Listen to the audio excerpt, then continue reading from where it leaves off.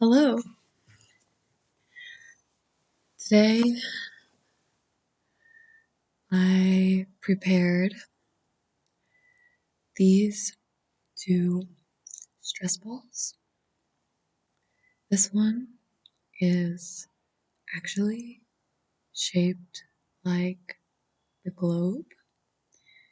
This one is shaped like a five-pointed star. I've been trying to practice slower talking in order to disrupt any stress that you may potentially carry in your own voice. So,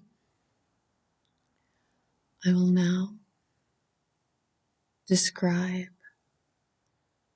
in detail what exactly is going on.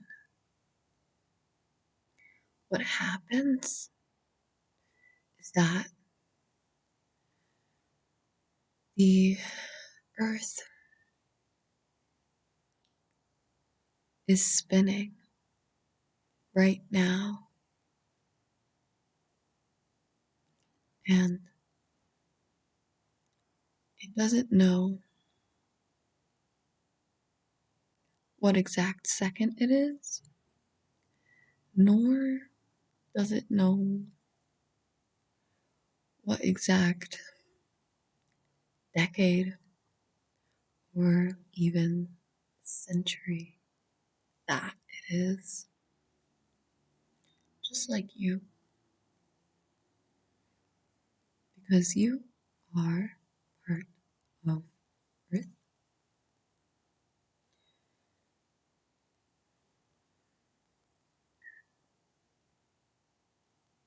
Okay.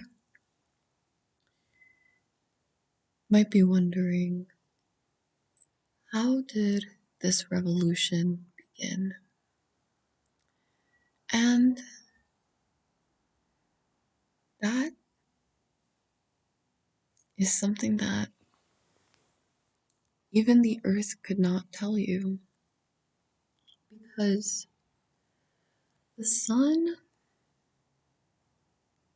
was already there when the Earth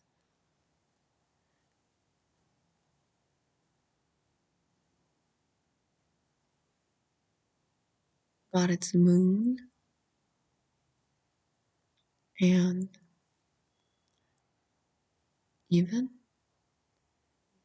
when it got its very own comet. So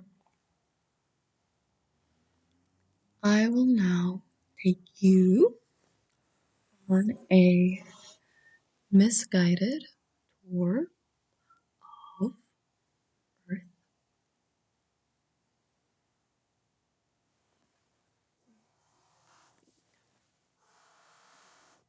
Okay. Okay. Here is Africa. Below Africa is Antarctica. I think that the equator here,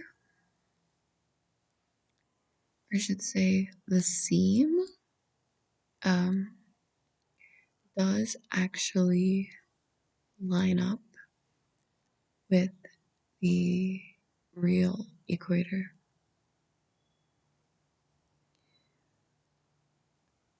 In the opposite direction from Antarctica,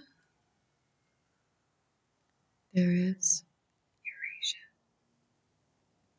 Ooh la la, there's Eurasia. Eurasia is divided by a steppe. By a steppe.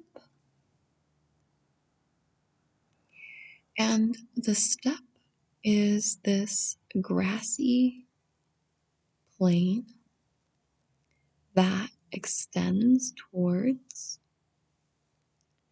Central Asia.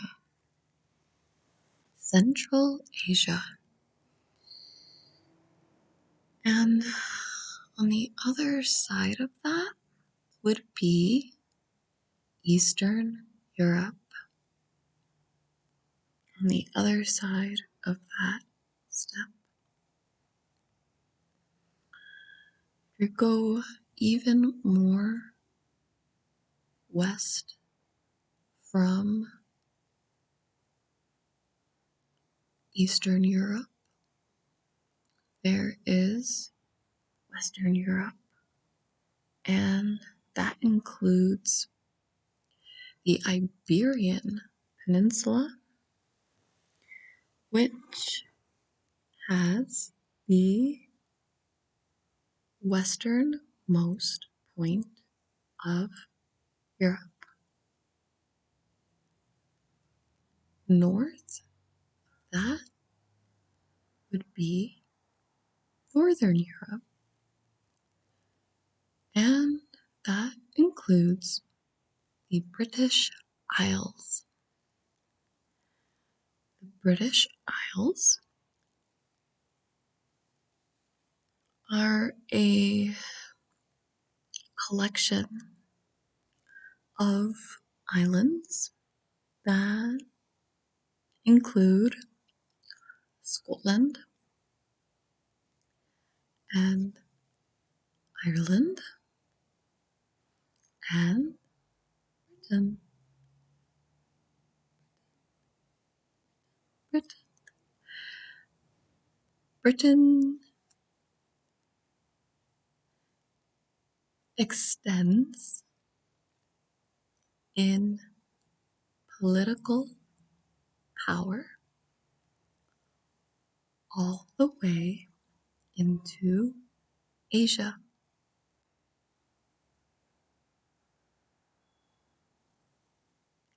All the way into Asia. I will now locate the Indian subcontinent.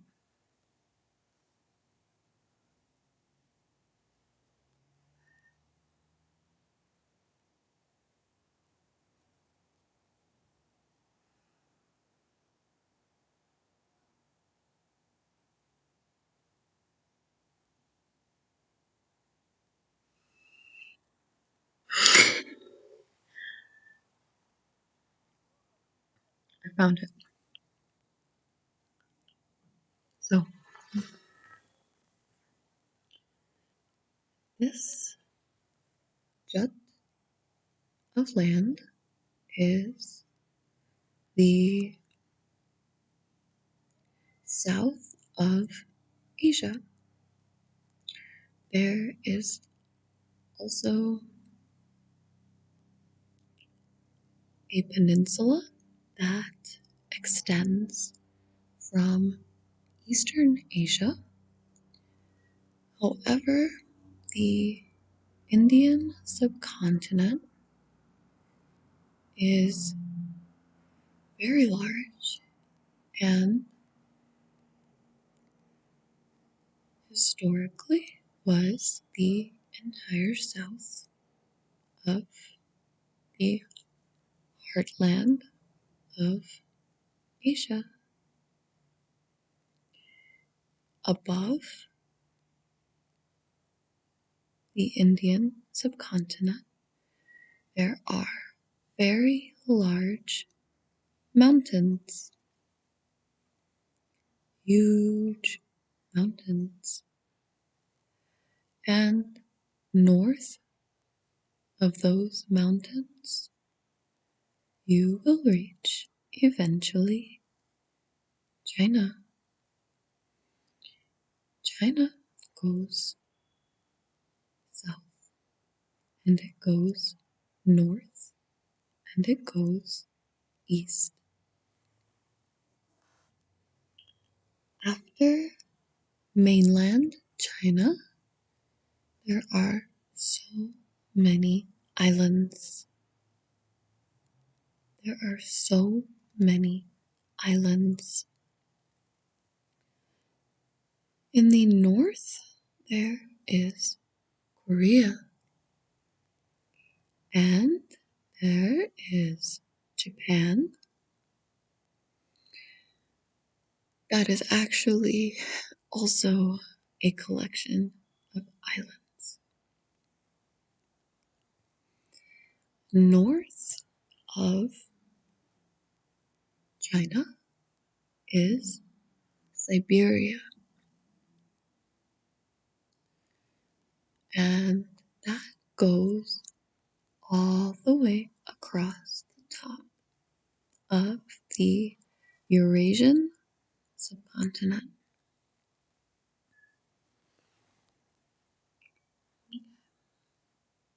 Now, here are the islands that go toward Australia. So you could get on a boat at southern China and you could go across many islands here and eventually you might wind up in Australia, just like so many British people. How did those British people get there? Originally,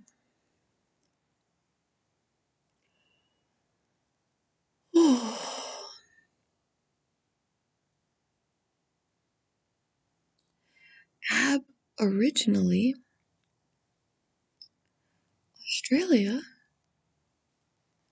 is inhabited along its coastlines because at the center of Australia is a and very inhospitable desert that many spiders and many snakes actually do inhabit.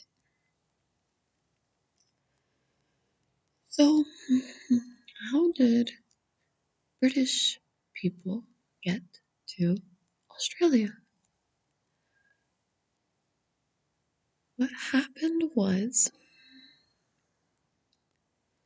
they were banished and they were imprisoned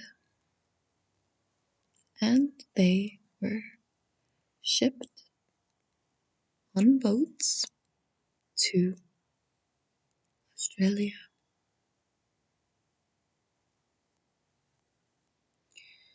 North of Australia, we can see New Zealand. New Zealand also has many Aboriginal inhabitants. There are also native inhabitants who live in Southeast Asia. There are native tribes that live in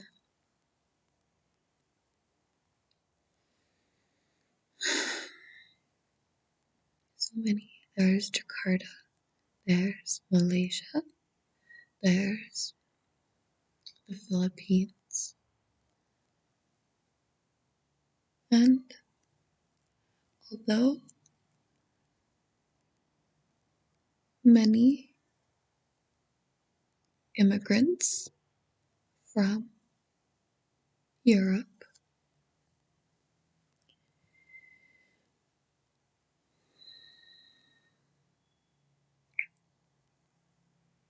started moving to these areas, there continues to be many non-European languages that get spoken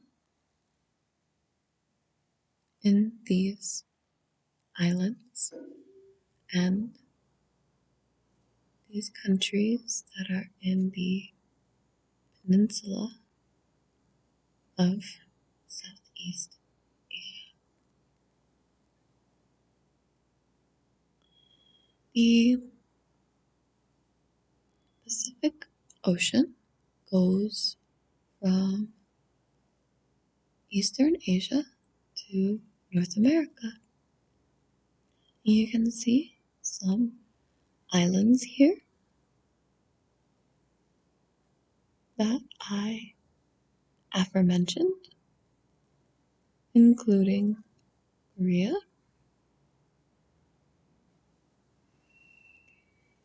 Once upon a time, there was a big amount of ice. There was so much ice that people actually decided, or maybe they just walked away from Asia to North America. North America. And walked and walked and walked and walked and walked and walked. And then all of a sudden, they were at the Isthmus of Panama. They reached the Isthmus of Panama, and that was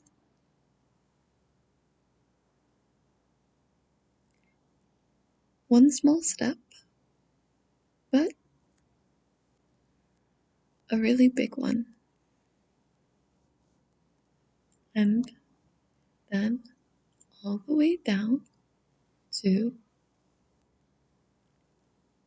the southernmost point of South America, where there are penguins that migrate to Antarctica.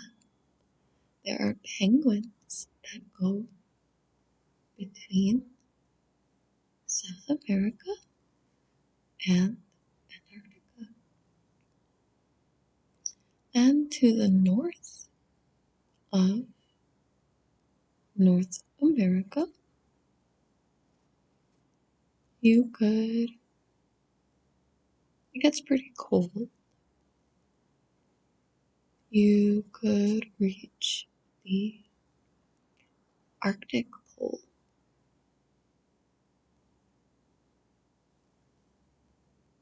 Arctic Pole. Okay.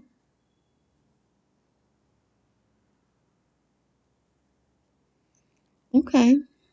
I see that um I may have misreported the news in terms of the actual direction that some of this walking happened to and from. And I hope that you can forgive any errors in my re-reporting. This lighting is not uniform for me to see all the various different traits and features of the planet. This depiction of the planet. So, to end this video, I will reenact how the other planets go about their times. So, I have this piece of lapis lazuli. So, I am going to hold it in this hand. Then I will show you how it happens.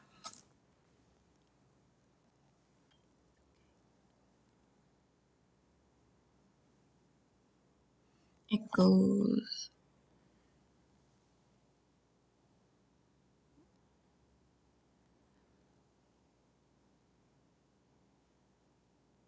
around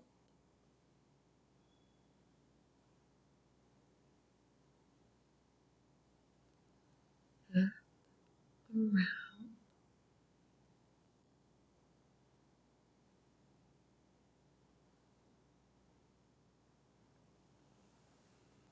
Potentially for a really, really long time. That would include Neptune and Saturn and Pluto and Jupiter and Mars and Venus and definitely Earth. And we both may know that there's also